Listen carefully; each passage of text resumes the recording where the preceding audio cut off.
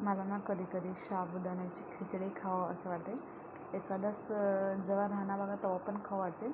चला मग आपण ना साबुदाण्याची असं छान खिचडी करूया. माझी समानता झोपले ना, त्यासाठी ना मी स्लो वॉइस ओव्हर करला. त्यासाठी माझ्याकडे होते ना 2 बटाटे होते, कारण आज होतं गुरुवारचं मार्केट. मग आता गुरुवार ज्या दिवशी असते ना त्या दिवशी आमचं भाजी संपून जाते. 8 दिवसात आम्ही एकदाच भाजीपाला आणतो. त्यासाठी ना 2 बटाटे होते, त्याला ना चांगलं फेसून मग चांगलं चिरा मारलो असं चिप्सवानी. नंतर ना थोडंसं शेंगदाणे भाजून घेते, कारण शेंगदाणे भाजल्यावर छान लागतात. मस्त थोडंसं ना कसं कच्चे लागतात. अजून थोडीशी लालसर मिरची घेते शाबूच्या खिचडीला, कारण ना ते लालसर थोडे वेगळंच तिखट छान असते, म्हणून थोडे लाल घेते. अजून पहिलाच ना मी समंताला पहिलाच ना पापड काढून देते होते. तिनं मम्मा मला पापड काढून दे, मला पापड खायचं आहे. कधी कधी तिला काय खावते ते तिला मलाच माहिती ना, तिलाच राहणार. त्यासाठी तेच ऑइल होतं ना, त्याच ऑइलमध्ये मी ना त्यामध्ये थोडे 2 काय म्हणतो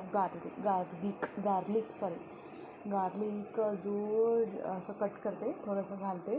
नंतर ना शेंगदाणे अजून काय म्हणतो मिरची घालते. अजून थोडे शेंगदाणे मी ना त्याला कुटून घेते असं, आणि थोडे जास्त चांगलं लागावं म्हणून.